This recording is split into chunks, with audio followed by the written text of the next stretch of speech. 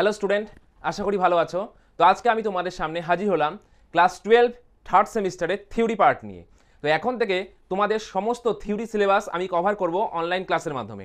একদম প্রথম থেকে শেষ পর্যন্ত সমস্ত ভিডিও তোমরা পাবে। আগে যেমন শুধুমাত্র প্র্যাকটিক্যাল ভিডিও নিয়ে আমি তোমাদের সামনে হাজির হতাম, আজকের থেকে আমি তোমাদের কাছে সমস্ত রকম থিওরি ভিডিও নিয়ে আসবো। আজকে আমাদের আলোচনার বিষয়বস্তু হচ্ছে প্রাকৃতিক ভূগোলের নীতিসমূহ অধ্যায় থেকে ভূগঠন। এই ভূগঠন অধ্যায়টা আমরা আজকে খুব ভালো করে বোঝার চেষ্টা করব এবং কি রকমের বা কি ধরনের প্রশ্ন আসতে পারে এখান থেকে সেই বিষয়ে সমস্ত আলোচনা থাকবে আজকে আমাদের এই ভিডিওতে। তো স্টুডেন্ট, তোমাদের জন্য খুবই গুরুত্বপূর্ণ কথা, যেহেতু এটা এডুকেশনাল ভিডিও এবং বোঝার বিষয়, সুতরাং তোমরা খুব ঠান্ডা পরিবেশে ঠান্ডা মাথায় খাতা এবং কলম বের করে বসবে এই ভিডিওটি দেখতে এবং ভিডিওটি একদমই স্কিপ করবে না। আজকে আমি যেই টপিক বোঝাবো সেই টপিক সম্পর্কে যদি পুঙ্খানুপুঙ্খ নলেজ দরকার হয় বা বোঝার ইচ্ছে থাকে, তাহলে তুমি ভিডিওটা প্রথম থেকে শেষ পর্যন্ত পুরোপুরি দেখতে হবে, কারণ কোনো জায়গায় স্কিপ করলে একটা গুরুত্বপূর্ণ পয়েন্ট মিস হয়ে যেতে পারে। এবং তুমি তোমার বন্ধুবান্ধবীর কাছে এই ভিডিওটি শেয়ার করে দাও, যাতে পশ্চিমবঙ্গের বিভিন্ন স্থানে ছড়িয়ে ছিটিয়ে থাকা স্টুডেন্টরা খুব সহজেই তারা এই ক্লাসটা দেখতে পারে। যারা এই চ্যানেলে নতুন এসেছো তারা প্লিজ চ্যানেলটিকে সাবস্ক্রাইব করে দিবে এবং লাইক এবং কমেন্টসের মাধ্যমে তোমরা জানাবে তোমাদের কোথায় কী রকম সমস্যা হচ্ছে বা ভিডিওটি কেমন লাগলো। নিশ্চয়ই তোমরা তোমাদের মতামত জানাবে। তাহলে চলো শুরু করা যাক আজকের ভিডিও। তো স্টুডেন্ট, তোমরা দেখতে পাচ্ছ আজকে আমি তোমাদেরকে পড়াবো ভূগঠন। হ্যাঁ, এটা হচ্ছে ইউনিট 1-এর আমাদের টপিক। তো এখানে আমরা কি কি পাবো, এই অধ্যায়ে আমরা কি কি জিনিস পড়বো। দেখো, প্রথমে একটা ভূগঠন সম্পর্কে একটা ইন্ট্রোডাকশন আছে এবং এই অধ্যায়ের মধ্যে আছে আমাদের আলফ্রেড ওয়েগনারের মহাদেশীয় চলন তত্ত্ব, এটা আমাদের পড়তে হবে, ঠিক আছে। এবং এই তত্ত্বের ধারণা, প্রমাণসমূহ এবং চলনের শক্তি বিস্তারিত ব্যাখ্যায় আসছে আমি এবং সমালোচনা, এই সমস্ত টপিক সম্পর্কে আজকে আমরা বিস্তারিত ধারণা নিব।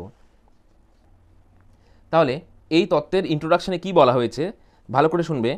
মহাদেশগুলির উপকূল রেখার আকৃতির মিল এবং ভূপ্রকৃতিগত সাদৃশ্য দেখে ভূবিজ্ঞানীগণরা মনে করতেন যে সিয়াল ভূত্বকগুলি অতীতে একত্রিত ছিল এবং পরবর্তীকালে এই অখণ্ড মহাদেশ ভেঙে ভেঙে পরস্পর থেকে বিচ্ছিন্ন হয়ে বিভিন্নভাবে ভাসতে ভাসতে বর্তমান অবস্থায় এসেছে। বর্তমানে 7টি মহাদেশ বিভিন্ন দিকে স্থান পরিবর্তন করেছে।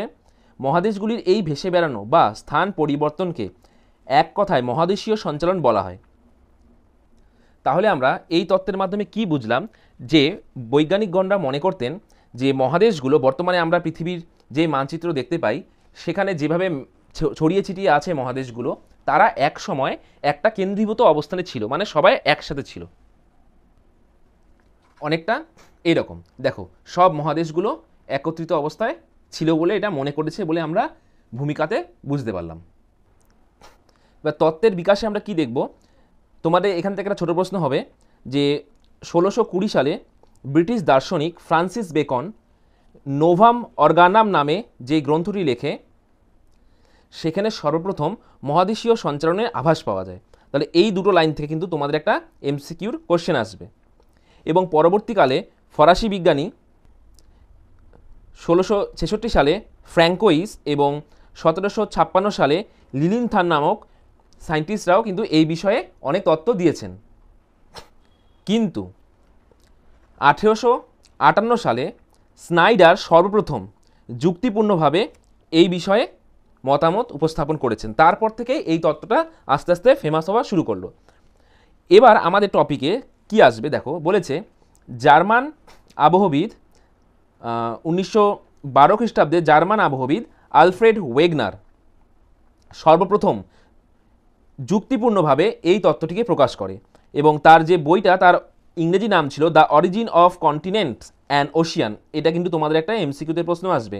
আলফ্রেড ওয়েগনার 1912 খ্রিস্টাব্দে the origin of continent and Ocean নামক গ্রন্থে এই মহাদেশীয় সঞ্চালন সম্পর্কে সবথেকে বেশি বিস্তারিত ব্যাখ্যা দেন।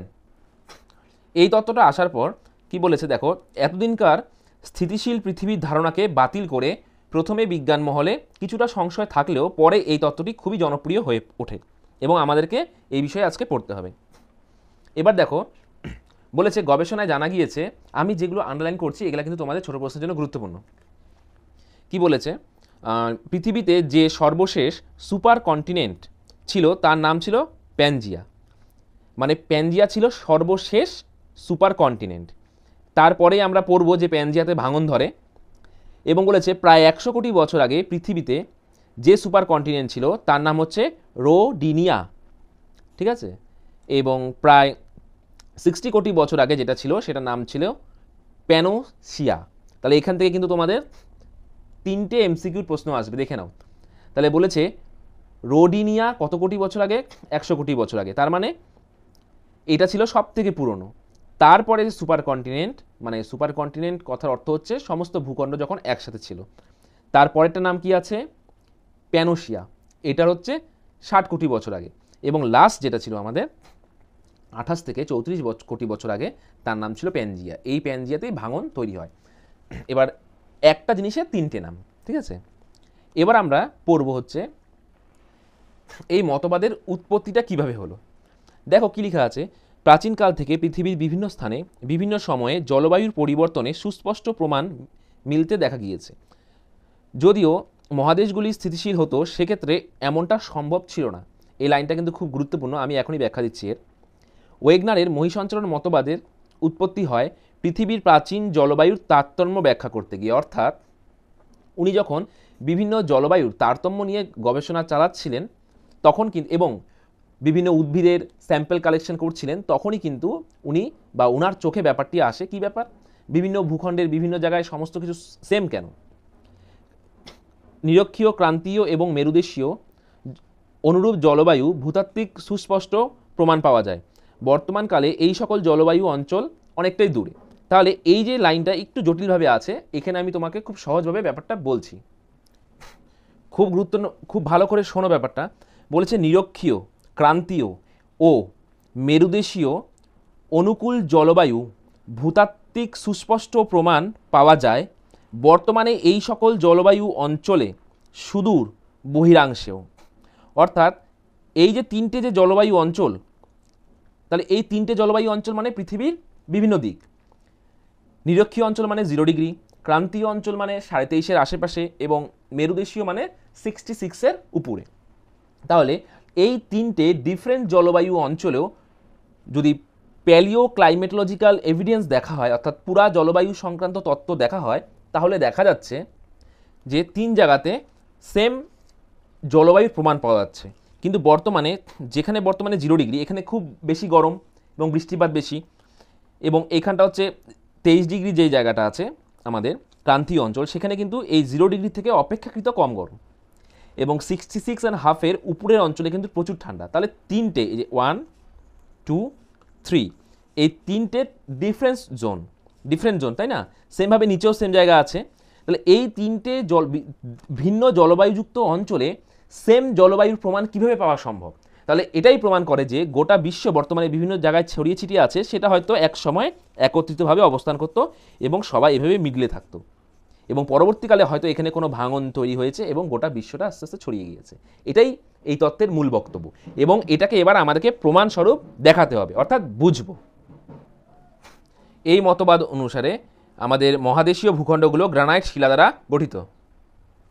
আন্ডারলাইন করা লাইনগুলো খুব ভালো করে বুঝবে, কারণ এখান থেকে তোমাদের ছোট প্রশ্ন আসবে। দেখো কি বলেছে, কার্বনিফেরাস উপযুগে সকল মহাদেশীয় ভূখণ্ডের মিলনে গঠিত একটি বৃহৎ যে ভূখণ্ড ছিল তাকে ওয়েগনার প্যানজিয়া নামকরণ করেছে।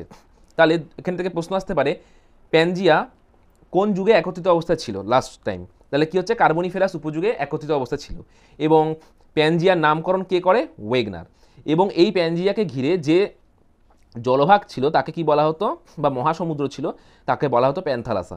ছবিতে দেখো তোমরা, এই যে সমস্ত ভূখণ্ডগুলো দেখো, ইউরেশিয়া, হ্যাঁ, উত্তর আমেরিকা, দক্ষিণ আমেরিকা, আফ্রিকা, ভারত, অস্ট্রেলিয়া সবাই একত্রিত অবস্থায় ছিল। তাহলে এটার নাম হচ্ছে প্যানজিয়া, সুপার কন্টিনেন্ট। এবং একে ঘিরে যে মহাসাগরটা ছিল তার নাম হচ্ছে প্যান্থালাসা। ক্লিয়ার? আর মিডিল বরাবর নিরক্ষরেখা। এবং এই প্যানজিয়ার সেন্টারে ছিল হচ্ছে আফ্রিকা, এটা মনে রাখবে সবসময়। এটা একটা ছোট প্রশ্ন যে প্যানজিয়ার সেন্টারে কে ছিল।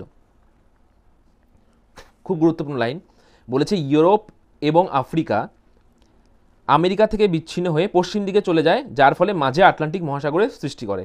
এই যে আফ্রিকা এবং ইউরোপ আছে, এই দুটো থেকে এই যে আমেরিকা যে আছে, এরা বিচ্ছিন্ন হয়ে যায় এবং এরা আরও শিফট করে পূর্ব দিকে, যার ফলে কি হয়, পশ্চিম দিকে, ঠিক আছে, আমাদের এই সাইডটা হচ্ছে পশ্চিম দিকে শিফট করে, যার ফলে মিডিলে একটা জলভাগ তৈরি হয়, তাকে বলে হচ্ছে আটলান্টিক মহাসাগর। এটা কিন্তু এখানে লেখা আছে। এখানে তোমাদের প্রশ্ন আসতে পারে যে ইউরোপ আফ্রিকা থেকে আমেরিকা বিচ্ছিন্ন হয়ে কোন দিকে চলন শুরু করে, সেক্ষেত্রে কিন্তু এই প্রশ্নটা আসবে। এবং পরবর্তীকালে এখানে বিভিন্ন রকম ভাঁজ পর্বত তৈরি হয়, সেটা আমরা জেনে থাকি। সেমভাবে তোমরা এখানে দেখো কি বলেছে, আফ্রিকা মহাদেশ থেকে ভারত ও অস্ট্রেলিয়া পৃথিবীর নিরক্ষীয় অঞ্চলের দিকে ক্রমশ সরে যেতে থাকে। দেখো, ভারত এবং অস্ট্রেলিয়া নিরক্ষীয় অঞ্চলের দিকে সরতে থাকে এবং এরপর ভারতীয় উপদ্বীপ আফ্রিকা থেকে বিচ্ছিন্ন হয় এবং অস্ট্রেলিয়া পূর্ব দিকে সরে যায়। তাহলে বোঝো, ভারতীয় যে উপদ্বীপটা বর্তমানে আমরা দেখতে পাই, সে আগে আফ্রিকার সঙ্গে সংযুক্ত ছিল এবং পরবর্তীকালে সে বিচ্ছিন্ন হয়ে পূর্ব দিকে শিফট করে। যেটা আমি একটু আগে বললাম তোমাদেরকে, সেটাই হচ্ছে এখন ডায়াগ্রামের মাধ্যমে বোঝো। দেখো, টোটালটা একসঙ্গে একত্রিত অবস্থায় ছিল, দেখে নাও একটু একটু শিফট করছে, এখানে আবার একটু শিফট বেশি শুরু হয়েছে। দেখো, সবাই মুভ করছে, দেখতে পাচ্ছ, উত্তর আমেরিকা, দক্ষিণ আমেরিকা, ভারতে। দেখো, ভারতটা কিন্তু এখানে দেখো আফ্রিকার সাথে অ্যাটাচ করা ছিল, বাট এখানে দেখো শিফট করছে পূর্ব দিকে, একটু আগে বললাম। এবং এটা কিন্তু শিফট করতে করতে বর্তমানে এরূপ অবস্থা পেয়েছে। তার মানে এই যে আমরা ওয়ার্ল্ড মানচিত্র দেখতে পারি বর্তমানে এরকম, সেটা কিন্তু একসময় এরকম ছিল, প্যানজিয়া ও প্যান্থালাসা। তাহলে ব্যাপারটা আশা করি ক্লিয়ার হলো। এবার এর ডিটেলসে ব্যাখ্যায় আমরা যাচ্ছি। এবং অ্যান্টার্কটিকা যেটা আছে সেটা দক্ষিণ দিকে সরে যেতে থাকে। তাই তোমাকে বুঝতে হবে কিন্তু কোন কোন মহাদেশগুলো কোন দিকে সরে যাচ্ছিল, এখান থেকে কিন্তু একটা প্রশ্ন আসতে পারে তোমাদের। এবার খুব গুরুত্বপূর্ণ, ওয়েগনার স্যারের যে মতবাদটা আছে তার সপক্ষে যুক্তি। উনি এতক্ষণ যে বক্তব্যগুলো রেখেছিল, আমরা যেটা উপরে পড়লাম, সেটা সত্যি না মিথ্যা তার প্রমাণ দিতে হবে না। কারণ সায়েন্টিফিক ব্যাখ্যা বা অ্যানালাইসিস শুধুমাত্র থিওরি বেসড হবে না, তার জন্য তোমাকে প্র্যাকটিক্যাল প্রমাণ দিতে হবে। দেখো, এটা হচ্ছে বর্তমানে তোমরা বুঝতে পারছো, দেখো আফ্রিকাটা কিন্তু এই যে কর্নারটা আছে, এটা একটু এইভাবে ইনক্লাইন বা বেঁকে আছে, এটা কিন্তু বর্তমানে কিন্তু এইরকম, তাই না, স্ট্রেট। তাহলে উনি বলেছিলেন যে বিভিন্ন মহাদেশগুলোর উপকূল রেখা, বিশেষ করে দক্ষিণ আমেরিকা এবং আফ্রিকা, এই দুটো মহাদেশকে যদি কাছাকাছি টেনে আনা যায়, তাহলে এরা একেবারে খাপে খাপে মিলে যাবে। এই ঘটনাটাকে উনি জিগসফিট বলে উল্লেখ করেছে। তোমাদের কিন্তু জিগসফিট বা পাজল, আমরা দেখবো ছোটোবেলায় খেলতাম, বিভিন্ন রকম পাজল থাকতো, সেগুলোকে আমরা অ্যাটাচ করে মিলাতাম এবং একটা ছবি তৈরি হতো। সেমভাবে এটা হচ্ছে তার একটা বিশেষ গুরুত্বপূর্ণ এবং একটা ফেমাস প্রমাণ। এই জায়গাটা কিন্তু পুরোপুরি খাপে খাপে মিলে গিয়েছে। দ্বিতীয় যুক্তি উনি কী বলেছে, বলেছে মহাদেশ ও সমুদ্রের অসমসত্তা নির্ভর ভৌগোলিক পরিসংখ্যান ও তথ্যের কথা তিনি উল্লেখ করেছেন। তৃতীয়তে কি বলেছে, ওয়েগনার বলেন যে দক্ষিণ আমেরিকা, অস্ট্রেলিয়া, আফ্রিকা ও উপদ্বীপীয় ভারতবর্ষে উদ্ভিদ ও জীবজন্তুর মধ্যে একটি নির্দিষ্ট সময় পর্যন্ত যথেষ্ট মিল ছিল, যা মহাদেশগুলির ভৌগোলিক সংযুক্তির সুস্পষ্ট প্রমাণ দেয়। অর্থাৎ এই সমস্ত মহাদেশে সেম প্রজাতির এবং সেম এজ সংক্রান্ত উদ্ভিদ এবং জীবজন্তু ছিল। এটা ছিল যুক্তি। আমরা এখন কিন্তু যুক্তি পড়ছি, যখন আমরা প্রমাণ পড়ব তখন কিন্তু এই বিষয়ে বিস্তারিত ব্যাখ্যা আমরা যাব। দেন কি বলেছে, পুরা জলবায়ুবিদ্যা, প্যালিও ক্লাইমেটোলজি, তিনি হচ্ছে তার তত্ত্ব প্রমাণ করার জন্য প্রচুর পরিমাণে প্যালিও ক্লাইমেটোলজিক্যাল প্রমাণ বা এভিডেন্স রেখেছেন আমাদের সামনে। বলেছে পললের বৈশিষ্ট্য, ঠিক আছে, জলবায়ু পরিবর্তন, এই বিভিন্ন জিনিস এর মাধ্যমে বা প্রমাণের মাধ্যমে তিনি তার তত্ত্বটাকে প্রতিষ্ঠা করেছেন। বলেছে মহাদেশীয় চলনের বা সঞ্চারণের বিভিন্ন পর্যায়।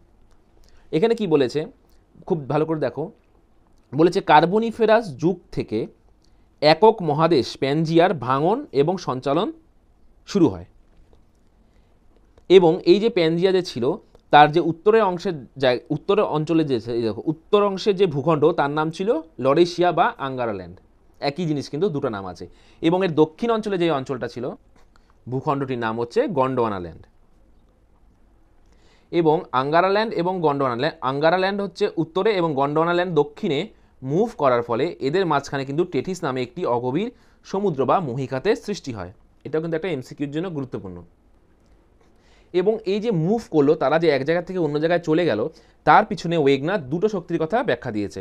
একটা হচ্ছে মাধ্যাকর্ষণ শক্তি আর একটা হচ্ছে জোয়ার ভাটা শক্তি। এই দুটো হচ্ছে প্রধান শক্তি। এখানে তোমাদের কিন্তু পরিচলন স্রোত, আর্থার হোমস স্যার দিয়েছেন পরিচলন স্রোত, এই দুটোর সংজ্ঞা তোমরা একটু দেখে নিবে, এখান থেকে তোমাদের জেনারেল নলেজের জন্য কাজ করবে। এবং এখান থেকে এমসিকিউ হবে হচ্ছে আর্থার হোমস কোন তত্ত্ব দিয়েছে, তোমাদেরকে বলতে হবে পরিচলন স্রোত মতবাদ, কনভেকশন কারেন্ট থিওরি। এটা তোমাদের এমসিকিউর জন্য গুরুত্বপূর্ণ। ভালো করে দেখো, এখানে একটা গুরুত্বপূর্ণ জিনিস আছে। দেখো এখানে আছে বিভিন্ন যুগ এবং উপযুগগুলো আছে এবং ওই সময় কী কী ভূতাত্ত্বিক পরিবর্তন হয়েছিল সেটা লেখা আছে, তোমরা স্ক্রিনশট নিয়ে এটা খাতায় নোট ডাউন করে নেবে। দেখো এটা হচ্ছে প্রাচীন, এই যে প্রাচীন, নবীন, তার মানে কার্বনিফেরাস যুগটা ছিল অতি প্রাচীন। এখানে সালগুলো লেখা আছে কিন্তু দেখো 35 থেকে 30 কোটি বছর। তার ঠিক পরে মানে নতুনের দিকে পারমিয়ান, তারপরে ট্রিয়াসিক, দেন জুরাসিক, দেন ক্রিটেসিয়াস, দেন টার্সিয়ারি। তাহলে দেখো কার্বনিফেরাস যুগে কি বলেছে, অতিকায় মহাদেশ হিসাবে প্যানজিয়া অবস্থান করত এবং প্যানজিয়ার মধ্যভাগে ছিল আফ্রিকা। আমি একটু আগে বলেছিলাম, এটা তোমাদের কিন্তু ছোট প্রশ্নের গুরুত্বপূর্ণ। এবং প্যানজিয়াকে বেষ্টন করে আছে কে, প্যান্থালাস। 3টা এমসিকিউ হয়ে গেল এখান থেকে। এবং দেখো পারমিয়ান যুগে কি হয়েছে, সুবিশাল প্যানজিয়ার মধ্যে ফাটল সৃষ্টি হয়, যার ফলস্বরূপ প্যানজিয়া ভাঙতে শুরু করে। এটা কোন বছর, মানে কোন জিওলজিক্যাল টাইম পিরিয়ডে, পারমিয়ান পিরিয়ডে। আর কার্বনিফেরাস পিরিয়ড পর্যন্ত এ ঠিকঠাক ছিল। ট্রিয়াসিক যুগে কি হয়েছিল, দেখো টেথিস সাগর দ্বারা প্যানজিয়ার বিচ্ছিন্নীকরণ হচ্ছে। লাস্টে কি বলছে, শেষ পর্বে লরেসিয়া এবং গন্ডোয়ানা ল্যান্ডের ভাঙন শুরু হয়। ঠিক আছে, এটা তো গুরুত্বপূর্ণ না, এটা গুরুত্বপূর্ণ। এইভাবে জুরাসিক, ক্রিটেসিয়াস এবং টার্সিয়ারি। টার্সিয়ারিতে আমাদের হিমালয় তৈরি হয়। ঠিক আছে, এটা আমাদের কাছে গুরুত্বপূর্ণ। কিন্তু এইখানে মেন সাধারণত প্রশ্ন আসে তোমাদের যে অতিকায় মহাদেশ হিসাবে প্যানজিয়া কবে থাকতো এবং প্যানজিয়ার ভাঙনটা কবে শুরু হয়। আশা করি তোমরা বুঝতে পারলে ব্যাপারটি। এতক্ষণ আমি তোমাদের যা পড়ালাম তার থেকে 6টা প্রশ্ন আছে এবং ভিডিওটা তোমরা পজ করে এই প্রশ্নগুলোর অ্যান্সার দিবে কমেন্টে এবং নিজেরাও একটু রিভিশন করে নাও। কি বলেছে, প্রায় 100 কোটি বছর আগে যেই সুপার কন্টিনেন্ট ছিল তার নাম কি। আমি 3টে তোমাদের দেখিয়েছি পরপর, জেনে রেখো পয়েন্টে। তোমার সঠিক অ্যান্সার কোনটা হবে বলবে কমেন্টে, তোমরা 1-এর এ বা বি এভাবে পয়েন্ট করবে। 2 নম্বরে কি বলেছে, সর্বপ্রথম মহিষঞ্চরণ তত্ত্বের ধারণা পাওয়া যায় যার তত্ত্বে, কার নাম সেটা তোমরা বলবে। এইভাবে এই 6টা প্রশ্নের অ্যান্সার তোমরা নিজেরা ঘরে দেওয়ার চেষ্টা করো, ঠিক আছে, বা কমেন্টে জানাও, দেখবো কতজন আমার ক্লাসটা দেখছো তোমরা। এবার আমরা আসলাম একটা গুরুত্বপূর্ণ জিনিসে, বলেছে মহাদেশের পুনর্গঠনের প্রমাণসমূহ। তাহলে এতক্ষণ যে আমরা এত বললাম যে মহাদেশগুলো আগে এক সময় ছিল এক জায়গায়, চলে গিয়েছে, সরে গিয়েছে, তাহলে এর প্রমাণ কি? এর কিন্তু অনেক রকমের প্রমাণ আছে। তার মধ্যে সবার প্রথম প্রমাণ হচ্ছে ভূতাত্ত্বিক প্রমাণ।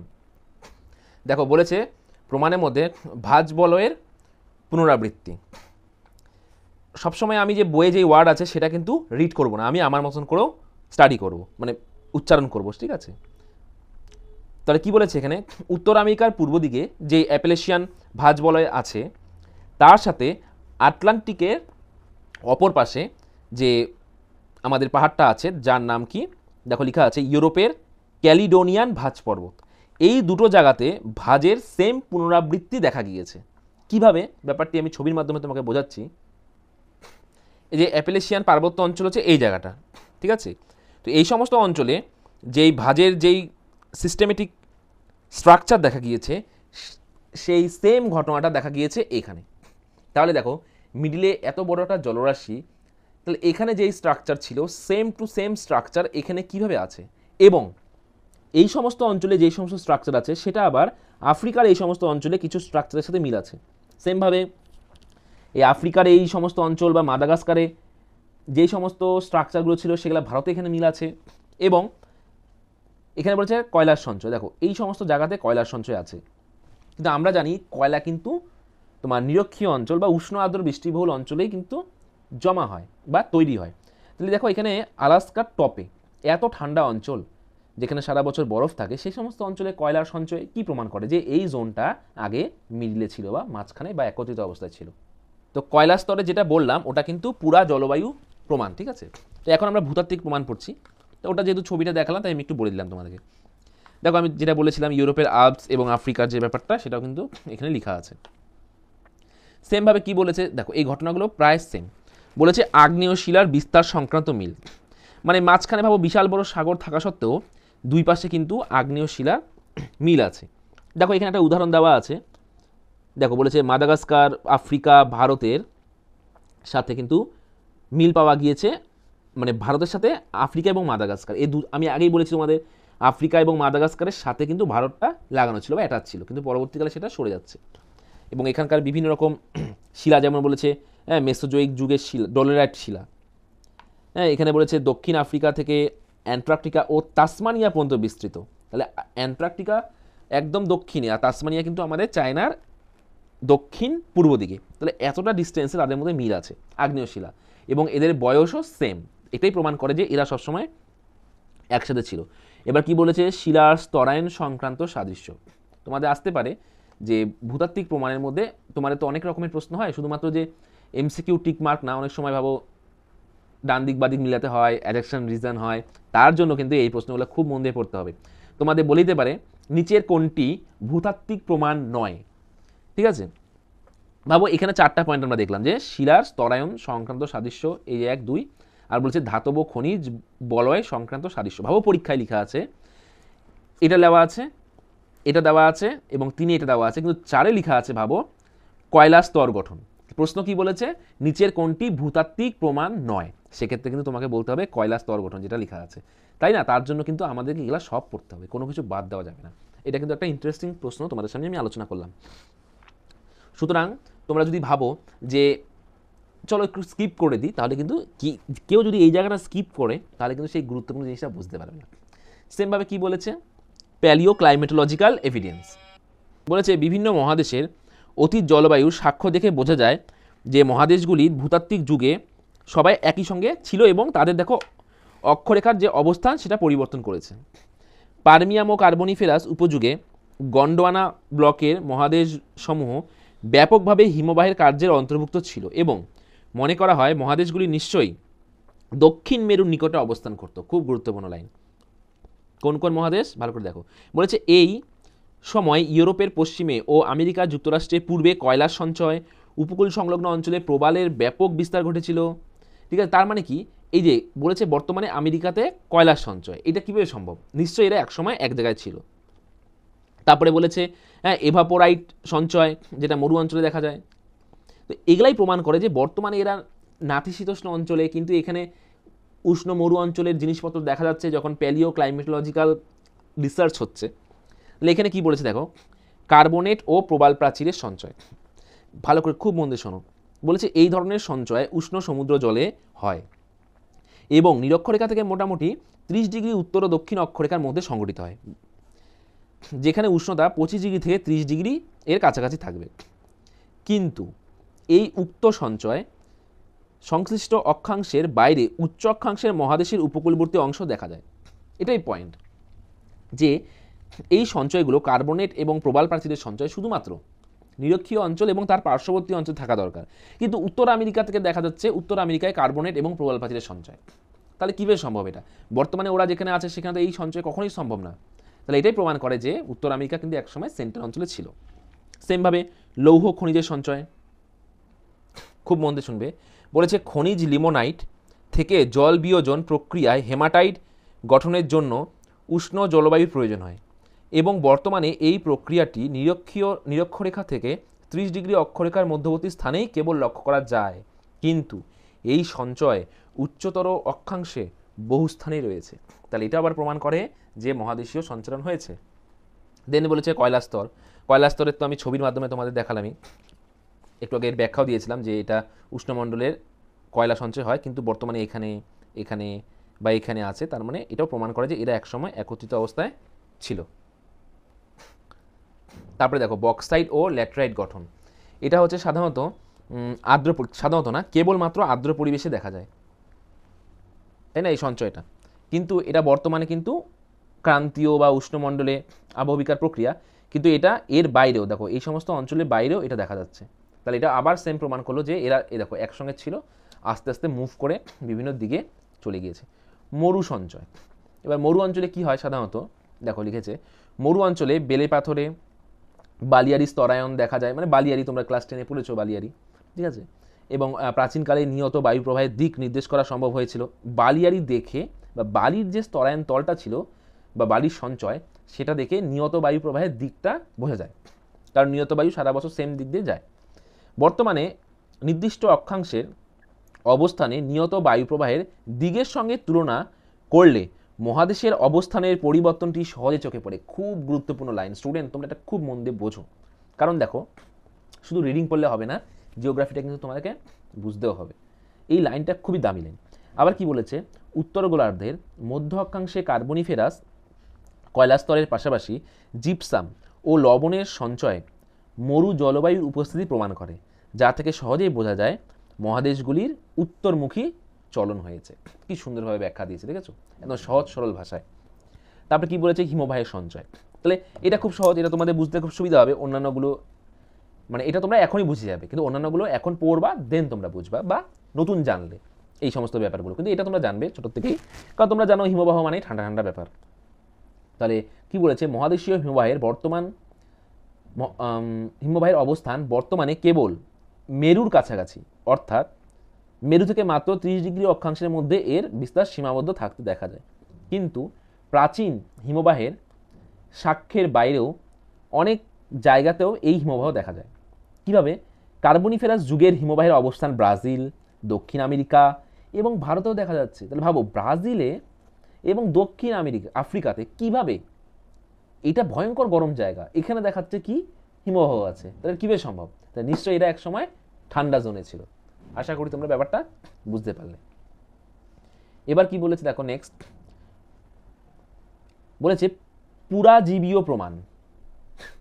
খুব ইন্টারেস্টিং একটা জিনিস, তোমাদের কিন্তু খুব মন দিয়ে বুঝতে হবে। কি বলেছে, অতিকায় মহাদেশসমূহ এক সময় বিভিন্ন রকম যে জীব সম্প্রদায় ছিল, তারা কি করতো, যখন অবাধ বিচরণ করতো। এই লাইনটার এটাই অর্থ যে, এই দেখো, যখন এরা একসঙ্গে লাগানো ছিল, তখন বাবু এখানকার জীব এদিক দিয়ে গিয়ে সুন্দর করে এদিকে এদিকে এদিকে চলে যেত, মানে যেখানে ইচ্ছা ঘুরে বেড়াতো। কিন্তু বাবু যে জীবটা এই জায়গায় পাওয়া যায়, ঠিক আছে, বাবু এ নামক জীব এখানে পাওয়া যাচ্ছে, এবং এ চলে গেল এইখানে হেঁটে হেঁটে হেঁটে। এবার ভাবো, এটা যখন বিচ্ছিন্ন হয়ে গেল, তখন এর ফিরে আসতে পারলো না। এটাই বলেছে এখানে। কি বলেছে, কিন্তু খণ্ডীকরণের ফলে মহাদেশ সমূহের মধ্যে সমুদ্রের বিস্তার ঘটলো, জল এসে পড়লো। এর ফলে প্রাণীগুলোর চলন এবং প্রজননে কিন্তু বাধা দাঁড়ালো, অর্থাৎ তারা স্বচ্ছন্দে বিচরণ করতে আর পারল না। উদাহরণ দিয়েছে, পারমিয়াম উপযুগের প্রাথমিক দিকে বা প্রথম দিকে আবির্ভূত সরীসৃপ প্রাণী মেসোসরাস, সরীসৃপ জাতীয় বলেছে, ঠিক আছে, মেসোসরাস, এর জীবাশ্ম পাওয়া যায় দক্ষিণ আমেরিকার ব্রাজিলে ও দক্ষিণ আফ্রিকায়। যদিও এই প্রাণীর সন্তরণে অভ্যস্ত ছিল, কিন্তু এরা অতিরিক্ত দূরত্ব পরিভ্রমণে অসমর্থ ছিল, যে কারণে এই দুই মহাদেশীয় অবস্থানের মধ্যে প্রায় 5000 কিলোমিটার সমুদ্র দূরত্ব করা তাদের পক্ষে সম্ভব ছিল না। এখানে সন্তরণ মানে তারা ভাবো মুভমেন্ট করতো, কিন্তু কি বলেছে, ভালো করে বোঝো, বলেছে দক্ষিণ আমেরিকার ব্রাজিল এবং দক্ষিণ আফ্রিকা। ম্যাপ সম্পর্কে আইডিয়া থাকতে হবে, হ্যাঁ। এই দক্ষিণ আমেরিকার ব্রাজিল কোথায় আর দক্ষিণ আফ্রিকা কোথায়, এটা কিন্তু 9, 10-এর বিষয়, তো বারবার ম্যাপ টেনে দেখানো সম্ভব না, তাহলে আমি আরেকবার দেখে দিচ্ছি লাস্ট টাইম। দক্ষিণ আফ্রিকার ব্রাজিল এখানে, আর হচ্ছে আমাদের দক্ষিণ আফ্রিকা কোথায়, এইখানে। কারণ তোমাদের ক্লাস 5 থেকে 7, 8 পর্যন্ত কিন্তু অ্যাটলাস বই দেওয়া হয়, সেগুলো একটু ফলো করে নাও, তাহলে সুবিধা হবে। তাহলে এখানকার কোনো একটা প্রাণী এখানে মুভ করেছে, কীভাবে সম্ভব এতটা দূরে যাওয়া? এটাই বোঝাচ্ছে যে এরা এক সময় একত্রিত অবস্থায় ছিল, কারণ 5000 কিলোমিটার দূরত্ব অতিক্রম করা সম্ভব না। সেম প্রমাণ, মানে এগুলো সব কিন্তু প্রমাণ।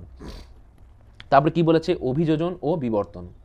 কি বলেছে, খণ্ডীকরণের পূর্বে সকল গন্ডোয়ানা মহাদেশ সমূহে কার্বনিফেরাস উপযোগে সৃষ্ট গ্লসোপটেরিস জাতীয় উদ্ভিদ শ্রেণী বিরাজ করত। এটা একটা ফার্ন জাতীয় উদ্ভিদ, ঠিক আছে, যেগুলি শীতল জলবায়ু অঞ্চলের উদ্ভিদ বলে মনে করা হয়।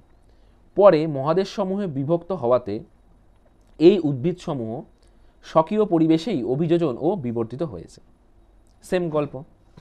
এবার কি বলেছে, জীব বৈচিত্র্যের বৃদ্ধি, ঠিক আছে, বলছে উদ্ভিদ ও প্রাণী জগতের বৈচিত্র্য অর্থাৎ জীব বৈচিত্র্য মহাদেশীয় চলনের দ্বারা বিশেষভাবে প্রভাবিত হয়। জীবকুলের নিরক্ষরেখার দিকে চলনের বৈচিত্র্য বাড়ে এবং মেরুর অভিমুখের দিকে চলনের বৈচিত্র্য হ্রাস পায়। খুব মন দিয়ে পড়ো, জীবকুলের নিরক্ষীয় দিকে চলনের বৈচিত্র্য বাড়ে এবং মেরুর দিকে চলনের বৈচিত্র্য হ্রাস পায়, তার মানে সবাই নিরক্ষীয় দিকে আসার চেষ্টা করে। অর্থাৎ উত্তর দক্ষিণে চলনের জন্য কোনো মহাদেশীয় জীব বৈচিত্র্য প্রভাবিত হয়। ঠিক কথা। একটি মহাদেশীয় খণ্ড জিনগত বিচ্ছিন্নতার জন্য এবং ভূমিরূপের বিভক্তিকরণের জন্য জীবজগতের অধিকতর বৈচিত্র্য তথা ভিন্নতা সৃষ্টি করে। এই ছবিটার মাধ্যমে তোমরা দেখতে পাচ্ছ, ঠিক আছে, কিভাবে একই প্রজাতি বা একই মেটেরিয়ালস এখানে লেখা আছে দেখো প্রাণী এবং উদ্ভিদের নাম, তারা কিন্তু এই সমস্ত অঞ্চল বরাবর বসবাস করত, তাই না? এবং তোমরা ভাবো যখন এটা বিচ্ছিন্ন হয়ে যায় তখন কিন্তু দেখো এই জায়গা অঞ্চলটা দূরে চলে গেল, এই আবার দূরে চলে গেল, ভারত চলে গেলো সেই কোথায়, এবং এদের কিন্তু অস্তিত্ব এখানে থেকে গিয়েছে। সেটাই কিন্তু আমরা পুরা জলবায়ু অথবা পুরাজীবীয় স্টাডি থেকে জানতে পারি। তাহলে আশা করি তোমরা ব্যাপারটা বুঝতে পারলে। আর একটা খুব গুরুত্বপূর্ণ প্রমাণ বলেছে পুরা চৌম্বকত্ব প্রমাণ, খুব মন দিয়ে দেখবে, শোনো মন দিয়ে। বলেছে শিলা গঠনের পূর্বে তরল অবস্থায় লৌহ খনিজ নড়াচড়া করতে পারত। মানে শিলাটা যখন গঠন হয়নি, মানে কেন্দ্রমণ্ডলে যখন ছিল বা আছে বা ভূত্বকের অনেকটা নিচে অথবা গুরুমণ্ডলে তরল শিলা, মানে তরল শিলা তো হয় না, মানে শিলা তৈরি হওয়ার আগের পর্যায়ে। অর্থাৎ দেখো বোঝো, ভাবো কোনো একটা ফাটল দিয়ে, ভূগর্ভের কোনো একটা ফাটল দিয়ে লাভাটা বাইরে বেরিয়ে আসলো, তাহলে এবং সেটা ভাবো অনেক বছর ধরে থাকার ফলে সেটা ঠান্ডা হয়ে গেল এবং শক্ত হলো। তাহলে এটা যখন মাটির নিচে ছিল তখন তো তরল আকারে ছিল, কিন্তু বাইরে যখন আসলো তখন শক্ত হয়ে জমাট প্রাপ্ত হয়ে শিলা তৈরি করলো। সেই লাইনটাই কিন্তু এখানে বোঝাতে চেয়েছে। এবং যখন সেটা তরল অবস্থায় ছিল, ওই যে ম্যাগমা যে মাটির নিচে থাকে, তখন কিন্তু তার মধ্যে লৌহ খনিজ থাকে, তাই না? আমরা জানি আমরা সমস্ত কিছু মাটির নিচ থেকে পেয়ে থাকি প্রত্যক্ষ পরোক্ষভাবে। তবে কি বলেছে, ফলে ভূচৌম্বক ক্ষেত্রের আকর্ষণে এটির দিক বা দিশা নির্ধারিত হতো। ভালো কথা। এরপর শিলার মধ্যে লৌহ খনিজ, সেম কথা বলতে থাকো, বাইরে যখন আসলো তখন প্রস্তরীভূত বা কঠিন হলে এর অবস্থান স্থির হয়ে যায়।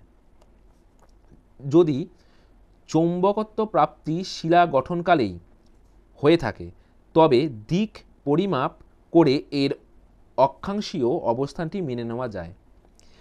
যদি নির্ণয়ের অক্ষাংশ অপেক্ষা বর্তমান অক্ষাংশ পৃথক হয় তবে বুঝতে হবে ভূখণ্ডটি চালিত হয়েছে এবং বর্তমানে অক্ষাংশীয় ব্যবধানটি অতিক্রম করে এসেছে। বিজ্ঞানী রানকর্ন ও ব্ল্যাকেট শিলার পর্যবেক্ষণ করে দেখেন কার্বনিফেরাস যুগের আগে পৃথিবীর চুম্বকীয় মেরুর মধ্যে প্রশান্ত মহাসাগরের থাকলেও বর্তমানে এর অবস্থান এশিয়ার উত্তরে। এটা কিন্তু একটা এমসিকিউর জন্য খুব গুরুত্বপূর্ণ তোমাদের কাছে, ঠিক আছে? এখানে তোমাদের একটা গুরুত্বপূর্ণ জিনিস, হ্যাঁ, মেরু ভ্রমণ বা পোলার ওয়ান্ডারিং। কি বলেছে, বিভিন্ন ভূতাত্ত্বিক যুগে পৃথিবীর চৌম্বক মেরু মহাদেশগুলির সঞ্চারণের জন্য কোনো একটি নির্দিষ্ট মহাদেশের সাপেক্ষে বারবার সরে যায়। এরূপ ঘটনাকে বা এরূপ অবস্থানকে কি, স্থানান্তরকে কি বলে? মেরু ভ্রমণ। তোমরা দেখো এখানে ছবির মাধ্যমে ব্যাপারটি বোঝানো হয়েছে তোমাদের। বিভিন্ন রকম সালে এই যে মেরু ভ্রমণ যে হয়েছে তার কিন্তু একটা লাইন গ্রাফের মাধ্যমে দেওয়া আছে এবং বর্তমানে দেখো এই জায়গাটায় আছে, মানে উত্তর মেরু আমাদের। ক্লিয়ার? সাম্প্রতিক তথ্য ও তত্ত্ব। তো এখানে কি বলেছে, এখানে বর্তমানকালে বিভিন্ন গবেষণায় জানা গিয়েছে বিভিন্ন কথা। এখান থেকে তোমাদের তেমন এমসিকিউ আসবে না, ঠিক আছে? তো এখানে কি বলেছে, আধুনিক তত্ত্ব পাত সংস্থান, এই তত্ত্বটা নিয়ে যখন আমাদের বিভিন্ন গবেষকরা আলোচনা করেছিল তখনও কিন্তু এই কন্টিনেন্টাল ড্রিফট অর্থাৎ মহিসঞ্চরণ তত্ত্ব থেকে বিভিন্ন সাহায্য নেওয়া হয়েছে এবং মহিসঞ্চরণ তত্ত্বকেও একটা যুক্তিপূর্ণ তত্ত্ব হিসেবে গ্রহণ করা হয়েছে। এখানেও ওখানে বিভিন্ন রকম সুপার কন্টিনেন্টকে ভেঙে গিয়ে বিভিন্ন রকম পাত তৈরি হয়েছে। পাত ওয়ার্ডটা এই প্লেট টেকটনিকে ইউজ হয়েছে। এই দেখো এই 6টি হচ্ছে বৃহৎ পাত বা প্রধান পাত। তো এই সমস্ত ভূখণ্ডগুলো কিন্তু আমরা আগেই মহিসঞ্চরণের মাধ্যমে পড়েছিলাম। সুতরাং মহিসঞ্চরণের সাথে পাত সংস্থানের একটা সম্পর্ক বা যোগাযোগ রয়েছে।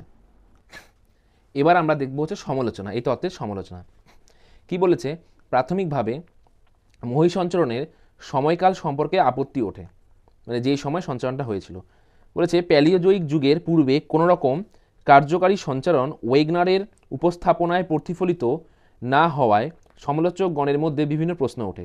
যেমন সঞ্চারণের পূর্ব পর্যন্ত কিভাবে প্যানজিয়া সংঘবদ্ধ ছিল, সঞ্চারণ প্রক্রিয়া কেন ইতিপূর্বে শুরু হয়নি, প্রভৃতি। খুব গুরুত্বপূর্ণ সমালোচনা। জীবনে সমালোচনা দরকার, কিন্তু সেটা প্রাসঙ্গিক হওয়া দরকার। পিএনপিসি টাইপ সমালোচনা কখনো গুরুত্ব দিবে না তোমরা। তোমার সামনে এসে তোমাকে যদি কেউ সমালোচনা করে সেটা তুমি শুনবে এবং বোঝার চেষ্টা করবে। সেমভাবে এখানে কি বলেছে, খুব সুন্দর কথা, যে ওয়েগনার বলেছিলেন যে কার্বনিফেরাস পিরিয়ড পর্যন্ত ওটা একসাথে ছিল এবং তারপরে সেটা ভাঙন তৈরি হয়। কিন্তু তার বক্তব্য, এখানে সমালোচকদের বক্তব্য, কেন মানে কি বলেছে, সঞ্চারণের পূর্ব পর্যন্ত, ইয়েস, সঞ্চারণের পূর্ব মানে মুভমেন্টের পূর্ব পর্যন্ত কিভাবে প্যানজিয়া একত্রিত অবস্থায় ছিল, মানে তারা একসাথে কিভাবে ছিল এতদিন, এবং হঠাৎ করে কিভাবে সেটা মুভ করা শুরু করলো, সেটা কিন্তু সেটা তত্ত্বে দিতে পারেনি ব্যাখ্যা। সেমভাবে বলেছে সঞ্চারণ প্রক্রিয়া কেন ইতিপূর্বে শুরু হয়নি, ওয়েগনার যেই সময়টাকে দাবি করেছে সেই সময়ই কেন সঞ্চারণ হলো, তার আগে কেন সঞ্চারণ হয়নি, কেউ কি ধরে রেখেছিল হাত দিয়ে, সেটার অ্যান্সার কিন্তু তার তত্ত্বে পাওয়া যায়নি। দ্বিতীয়ত, মহাদেশীয় সঞ্চারণের জন্য পর্যাপ্ত সক্ষম কোনো শক্তি এখনও উল্লেখ করা হয়নি মতবাদে। ওই জোয়ারি শক্তিটা আর অভিকর্ষীয় শক্তি জাস্ট বলা হয়েছে। এখানে কি বলেছে দেখো, সেমভাবে দেখো, ওয়েগনার যে জোয়ার ভাটা শক্তির কথা উল্লেখ করেছে তার থেকে হাজার হাজার কোটি গুণ বেশি ভারী এবং শক্তিশালী হলেই তবেই কেবলমাত্র সঞ্চারণ সম্ভব ছিল। এটির এত শক্তি হতো যা পৃথিবীর আবর্তনকে অচিরেই রুদ্ধ করে দিতে পারত। ওয়েগনার উল্লেখিত নিরক্ষীয় বল এই প্রক্রিয়ার একেবারেই অপর্যাপ্ত। মানে এত বড় বড় ভূখণ্ডগুলোকে সরানোর জন্য যে ভয়ঙ্কর জোয়ার ভাটা শক্তির প্রয়োজন হতো তা কিন্তু পৃথিবীর গতি মানে আবর্তন গতিকেও কিন্তু প্রভাব ফেলবে। তো সেক্ষেত্রে আবর্তন গতির কোনো প্রভাব পড়েনি, কিন্তু শুধুমাত্র মহাদেশগুলি এক জায়গা থেকে অন্য জায়গায় চলে গেছে, এটা কীভাবে সম্ভব, তাই না? এটা খুব, এই দুটো পয়েন্ট কিন্তু খুব গুরুত্বপূর্ণ সমালোচনা। তৃতীয়ত কি দেখছি, বেলোসভের মতে ভূসংস্থান বিচারে মহাদেশ ও সমুদ্রগর্ভ একটি গঠনের পর্যায়ে পড়ে যা মহাদেশ থেকে সমুদ্রগর্ভ পর্যন্ত বিস্তৃত। এই যুক্তিও ওয়েগনারের তত্ত্বকে এক সময় বিড়ম্বিত করেছিল। চতুর্থত কি বলেছে, এর মতবাদ অনুযায়ী আমরা কি জানি, মহাদেশের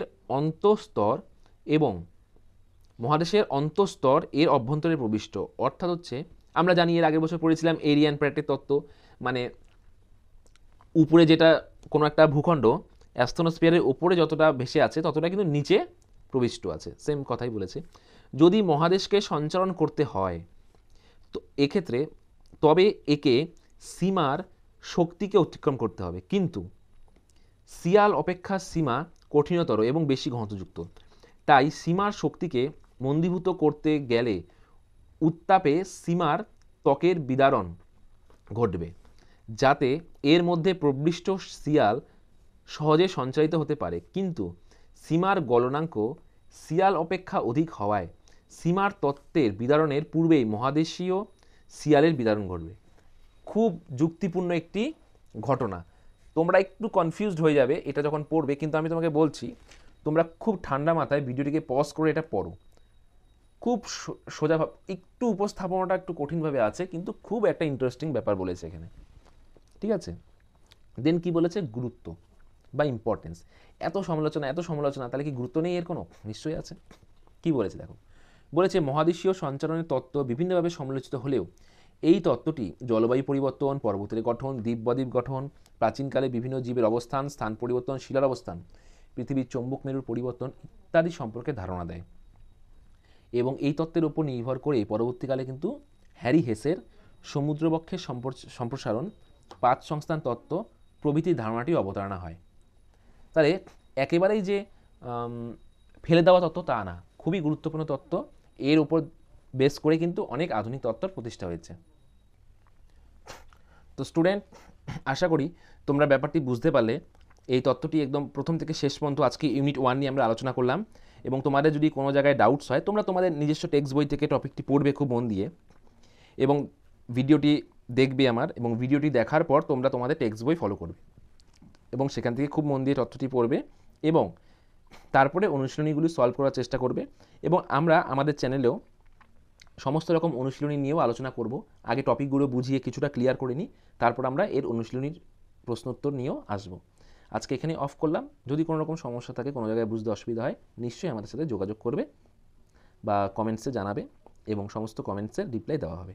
সবাই ভালো থেকো এবং খুব মন দিয়ে পড়াশোনা করো, কারণ তোমাদের এটা কিন্তু এইচএস ফাইনালের পড়া, তাই না? 35+35 এবং প্র্যাকটিক্যাল।